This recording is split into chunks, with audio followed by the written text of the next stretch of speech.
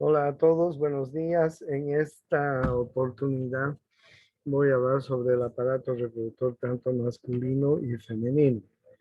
Voy a empezar un poco con la pelvis, sobre todo la pelvis femenina. Ustedes saben que la pelvis femenina se convierte en el conducto del parto y pues es un poco diferente al de la pelvis masculina. Ustedes pueden ver en estas figuras que la pelvis femenina es esferoidea, es redondeada, mientras que la pelvis masculina es triangular, ¿sí? Esto hace que la pelvis femenina se convierta en el canal del parto. Sin embargo, todos tenemos que en la pelvis femenina conocer algunos diámetros importantes. Por ejemplo, les muestro el diámetro anteroposterior, el diámetro anteroposterior de la pelvis, que se encuentra entre el pubis, como ustedes están viendo acá, y el promontorio del sacro, que aproximadamente este diámetro conjugado mide 11 centímetros. Ese es el diámetro conjugado, no se olvide. Este es otro diámetro que se llama el diámetro oblicuo, que viene desde la espina ciática mayor hasta la articulación entre el sacro y el ilio, sacroiliaca, ¿sí? Miren ustedes, esta se llama el diámetro oblicuo y aproximadamente mide unos 12.5 centímetros en condiciones normales, obviamente. Y este otro que ustedes ven es el diámetro transverso, desde la escotadura ciática mayor hasta la otra escotadura ciática mayor, que mide aproximadamente 13 centímetros. Este es el más ancho de los tres diámetros, ¿ok? Cuando una mujer está en control prenatal y haciendo sus controles de ecografía, los médicos tenemos la obligatoriedad de primero conocer estos diámetros de la pelvis femenina para saber si esa mujer embarazada va a tener condiciones de dar a luz en forma normal.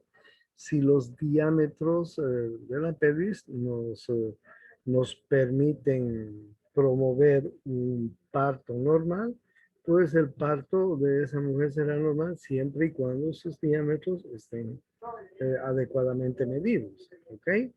Entonces no se olviden, aquí tenemos tres diámetros muy importantes.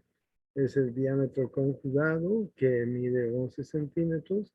Es el diámetro oblicuo, que mide 12.5. Y es el diámetro transverso, que mide aproximadamente 13 centímetros, ¿ok? Ya les he dicho, esto no es matemáticas, que puede haber diferencias, sí pueden haber, ¿no? Esa es la pelvis femenina, miren, un poco redondeada, y pues como una pelota de fútbol americano, diríamos un poco. Ya, pues, miren la pelvis masculina, totalmente diferente. Totalmente diferente.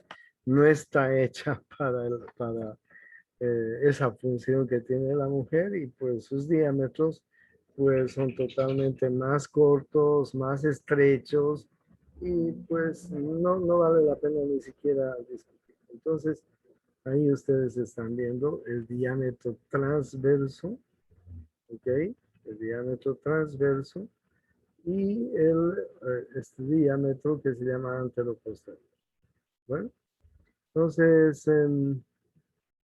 también tengo que hablarles de diafragma pélvico, es decir, el piso de la pelvis, el piso de la pelvis. En el piso de la pelvis nosotros vamos a encontrar el músculo elevador del ano, ¿ok? Miren aquí, para que se den cuenta, este es la sínfisis del pubis y los órganos reproductores, en este caso femeninos, desde la sínfisis del pubis, comienzan hacia atrás. Miren, esta es la uretra femenina, ahí ustedes están viendo la uretra femenina, por encima de la uretra están viendo el clítoris, debajo de la uretra y un poco más atrás están viendo la vagina, y detrás de la vagina están viendo el recto. ¿Ok? Perfecto. Vean ustedes cómo el piso de la pelvis está formado por un músculo que tiene varias porciones, que se llama el músculo elevador del ano. En esta figura ustedes pueden ver claramente las porciones pubocoxigia y puborectal del músculo elevador del ano. Pubocoxigia quiere decir desde la parte posterior del pubis hasta el coxis, ¿ok? Por eso se llama la porción pubocoxigia, que es la más larga, que va desde adelante y hasta atrás, ¿ok?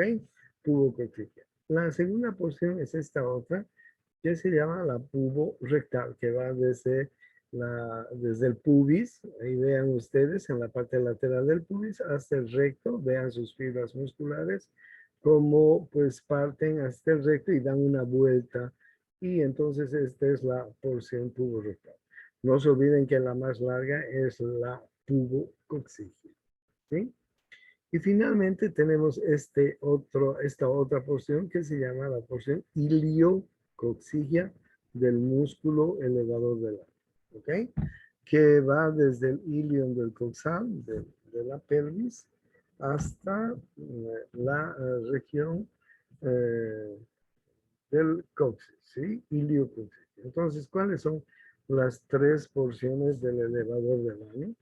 La primera es la pubocoxigia, la más larga. La segunda es la puborectal. La tercera es la iliocoxigia.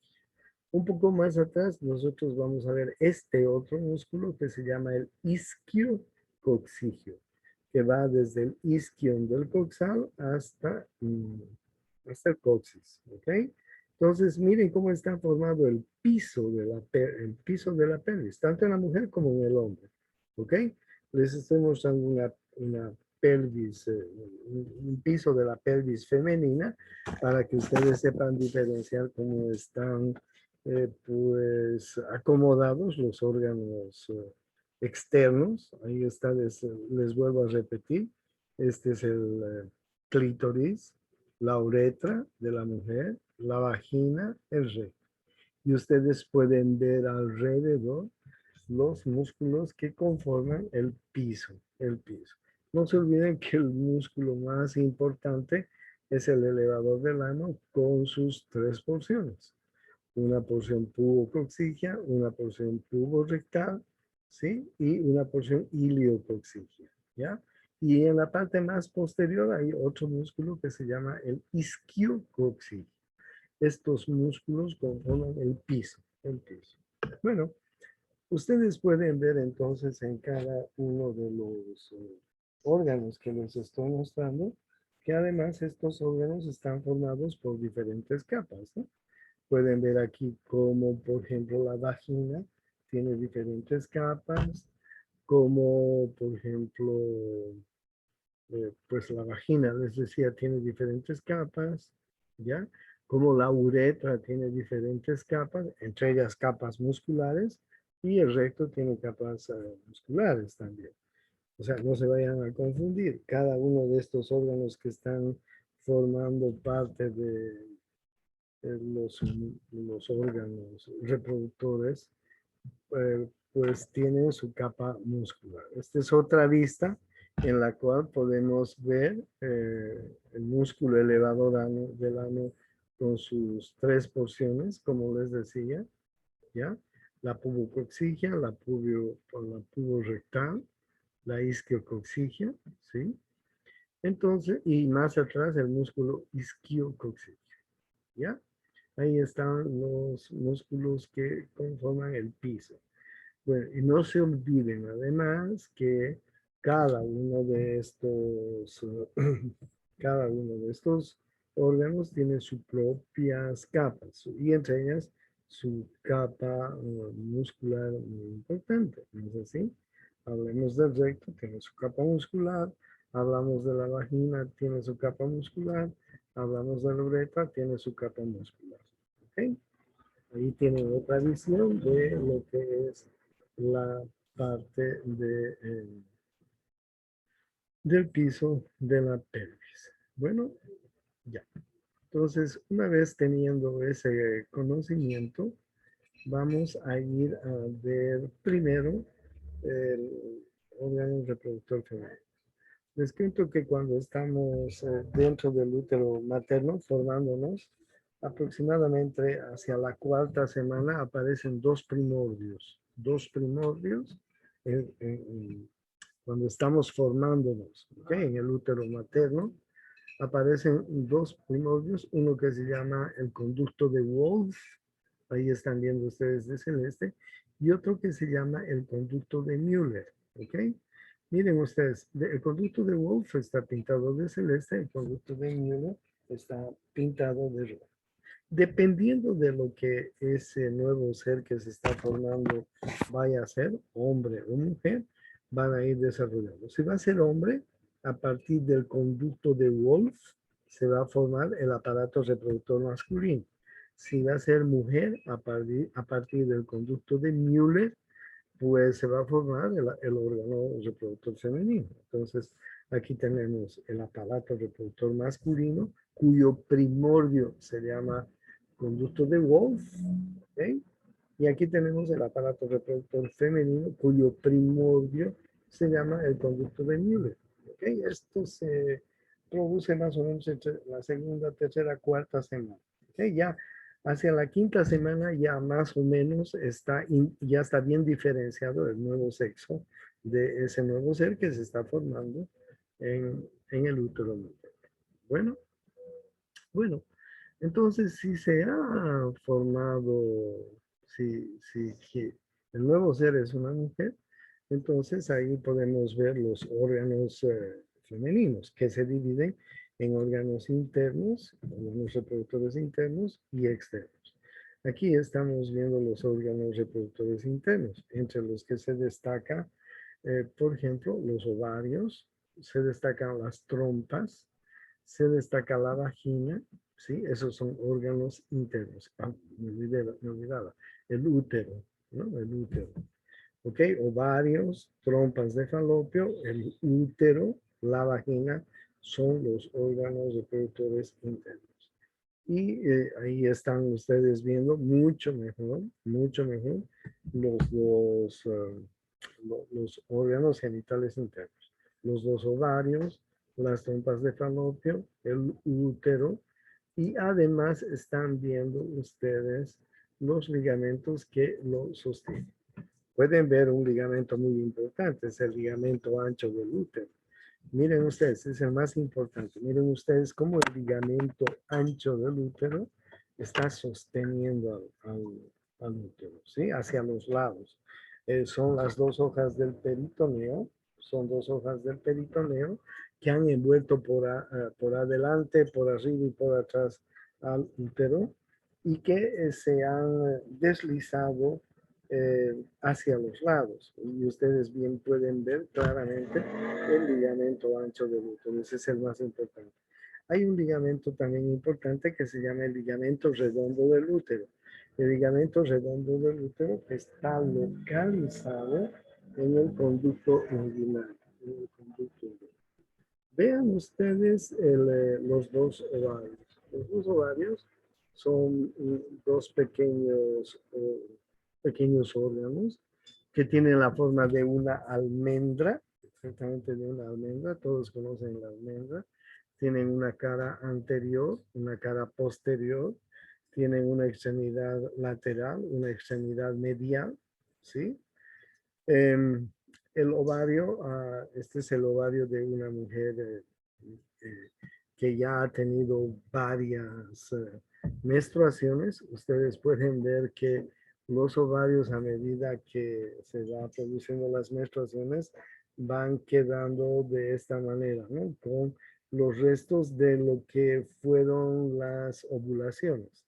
En cada una de estas pequeñas formaciones ovoideas que hay en el ovario, pues se ha producido una ovulación. Miren aquí, probablemente hay una ovulación en curso, ¿no? Entonces, este es un ovario de una mujer que ya ha tenido varios periodos menstruales. También podemos observar que el ovario tiene pues varios ligamentos que lo sostienen entre sí. Ahí estamos, por ejemplo, viendo el mesoovario. El mesoovario. Estamos viendo el ligamento propio del ovario. Estamos viendo el ligamento propio del ovario. Miren, este es el ligamento propio del ovario. Este es el mesoovario. El mesoovario. ¿Ya? El ligamento propio del ovario. Les decía. Y hay un otro ligamento que enseguida les voy a mostrar. Ligamento propio del ovario, mesovario, ¿ok? Y acá en la parte externa tenemos un tercer ligamento que está sosteniendo el ovario. Aquí tenemos el ligamento que sostiene la trompa, que se llama mesosalpinx. Mesosalpinx, ¿ok? El mesosalpinx es, pues, eh, una- un ligamento que van a sostener las trompas ahí en su lugar. Entonces, el útero tiene ligamentos que lo sostienen, el ovario tiene ligamentos, el ligamento propio, el ligamento oblicuo y el mesoovario. Y la trompa tiene otro ligamento que lo sostiene que se llama mesosalpinx. ¿Ya? Eh, Como les decía, los ovarios tienen la forma de una almendra pequeña, de 3 a 5 centímetros de longitud aproximadamente, unos 2 centímetros de profundidad, ¿sí? Y 1 centímetro de ancho, más o menos, ¿ya? ¿Qué más? Ustedes pueden apreciar cómo la trompa está formada por varias partes también. El infundíbulo de la trompa. El infundíbulo de la trompa, ahí lo pueden ver, que está formada por fimbrias. Miren, esas fimbrias parecen unos tentáculos de un pulpo que tienen la función de atrapar el óvulo cuando es liberado por el ovario. ¿Ya? El infundíbulo de la trompa. Después del infundíbulo de la trompa y las fimbrias, vamos a encontrar la ampolla de la trompa. La ampolla de la trompa es uno de los lugares más importantes porque es ahí donde se va a producir la unión de un espermatozoide con un óvulo. Sí, ahí se va a producir la fecundación, como ustedes están viendo. Aquí están viendo la ampolla. ¿Listo? Después de la ampolla podemos ver el istmo, y después del istmo podemos ver la parte uterina de la trompa, el orificio uterino si quiere. ¿Ya? Entonces, bien. ¿Cómo se llama esto? El infundíbulo. El infundíbulo que presenta las fimbrias de la trompa. Luego viene la ampolla, luego viene el istmo y bueno, y luego viene el orificio uterino de la trompa. ¿Ya? Entonces ahí está la trompa de Falopio. Luego tenemos la pelvis. La pelvis dice que tiene la forma de una pera invertida, es decir, piriforme. Piriforme. ¿Ok? Mide en una mujer nulípara aproximadamente 5 centímetros de longitud. Entonces, tiene muy pequeñito el útero. Y en una mujer nulípara que nunca ha tenido bebés. Y en una mujer que ha tenido bebés, unos 7, 8 centímetros, más o menos. ¿Ya? Ustedes pueden ver que es una forma piriforme, invertida, tiene varias partes. El cuerpo, el fondo uterino, perdón, el fondo del útero, el cuerpo del útero, ¿sí? Y miren, de nuevo, el fondo, el cuerpo, el istmo que tiene dos orificios, eh, orificio cervical interno, orificio cervical externo, ¿ya? Este se llama eso, o conducto cervical, mejor dicho, ¿ya? Fondo, cuerpo, istmo, orificio cervical interno, orificio cervical interno, orificio cervical externo, ¿ya? y ahí ustedes pueden ver el conducto cervical, ¿ya? ¿Cuántas capas tiene el útero? Tiene tres. La capa más externa se llama perimetrio, que está formado a expensas del peritoneo. La capa del medio, la más importante, es el miometrio. Es la capa que actúa durante el parto, ¿no? La capa que contrae el útero para poder expulsar el producto. Y la capa más interna se llama endometrio. Perimetrio, miometrio, endometrio. El fondo del útero, el cuerpo del útero, el istmo con su orificio cervical interno, orificio cervical externo. La trompa, ustedes vean, la trompa, el cuello del útero, como ustedes ven, ¿sí? Cuello del útero, que sobresale en el fondo de la vagina. ¿Ok? Ahí ustedes pueden ver pues el cervix uterino que sobresale en el fondo de la vagina. ¿Ya? Es importante esta parte porque las mujeres, cuando tienen una vida sexual activa, tienen que hacerse exámenes anuales, bianuales a veces, que pues constituye en introducir un pequeño hisopo hasta esta región del cervix uterino y pues barrer con una pequeña espátula toda esta región, ¿ya? Luego ese pequeño hisopo se lleva a un tubo de ensayo, se manda al laboratorio del patólogo y el patólogo nos va a referir pues el resultado de este examen microscópico que tiene el nombre de Papa Nicolau. ¿Ok? El Papa Nicolau entonces es una toma de una pequeña muestra que se hace del cervix uterino y del orificio cervical externo, como ustedes están viendo.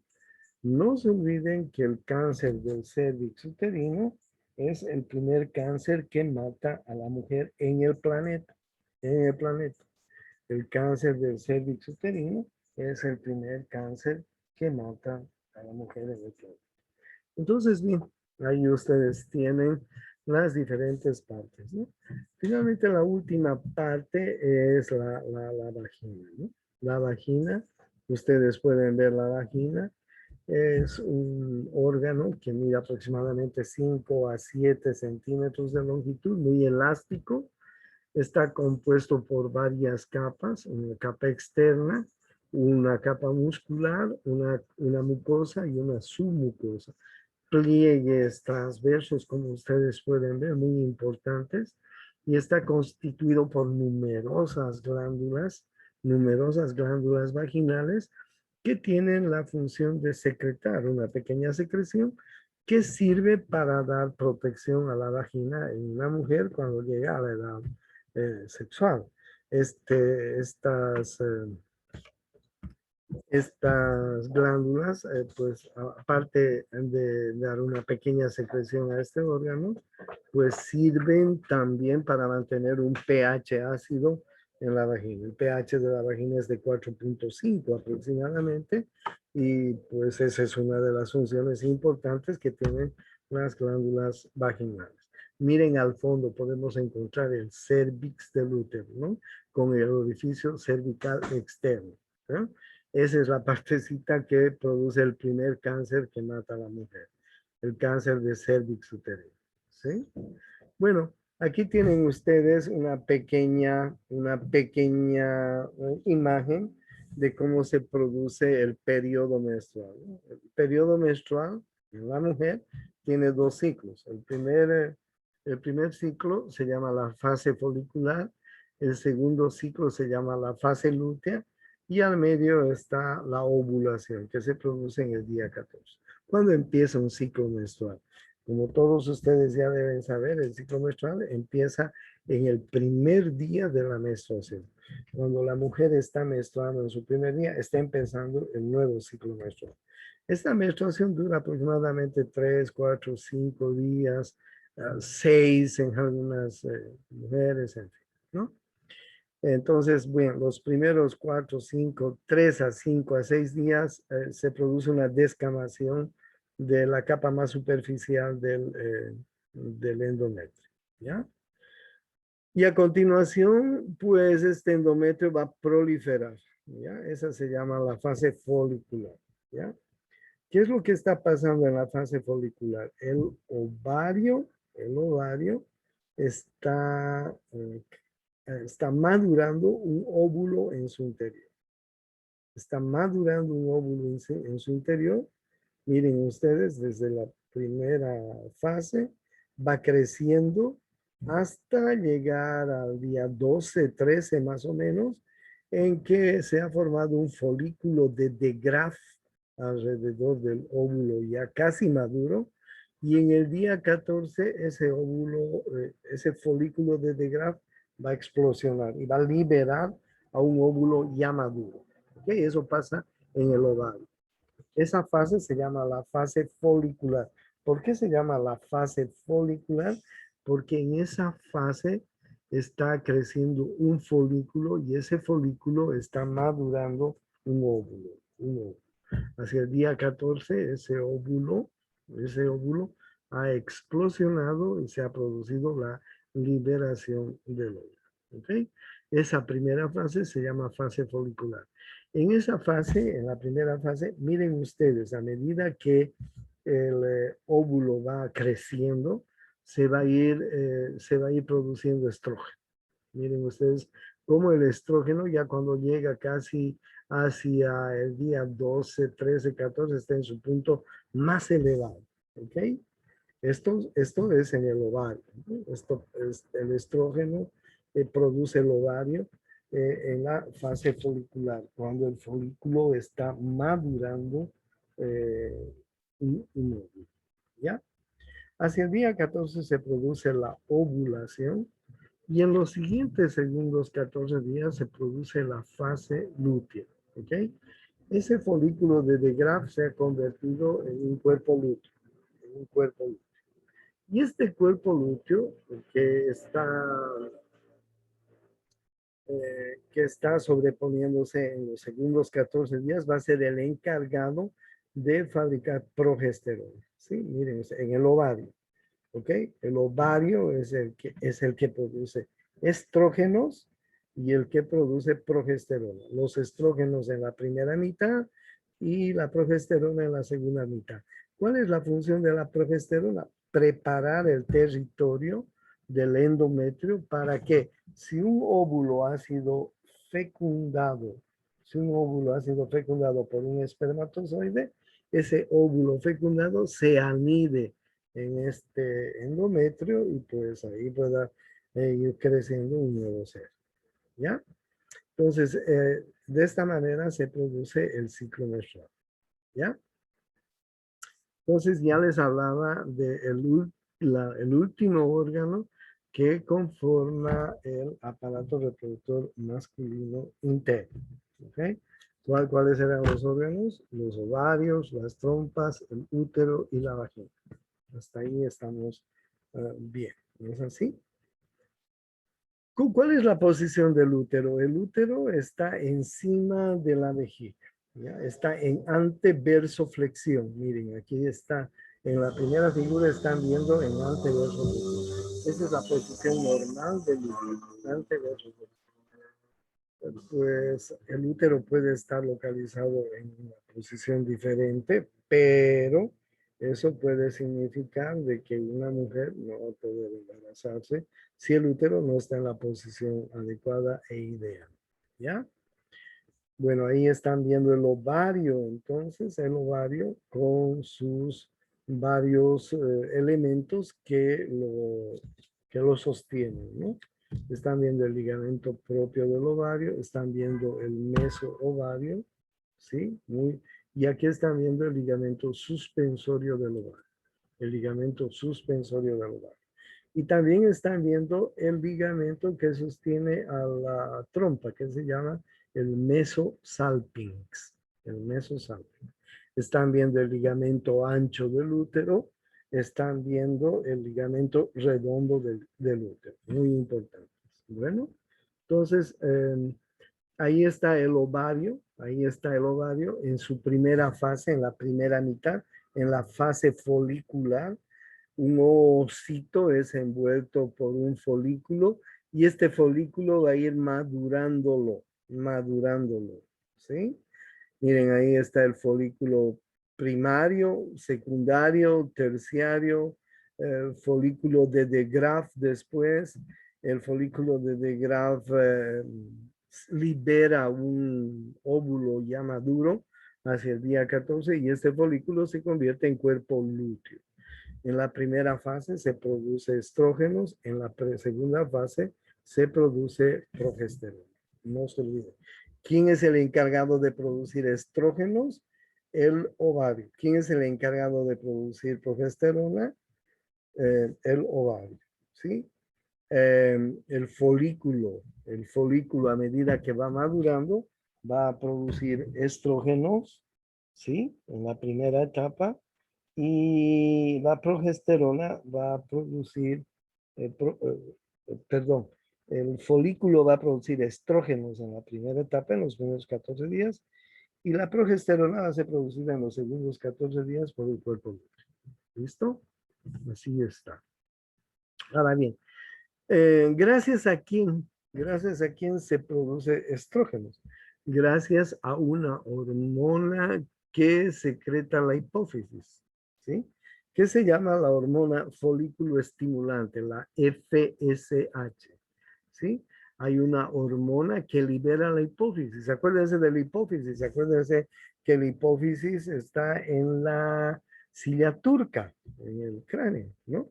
Entonces, la parte anterior de la hipófisis secreta una hormona que se llama hormona folículo estimulante, más conocida como FSH, ¿ya?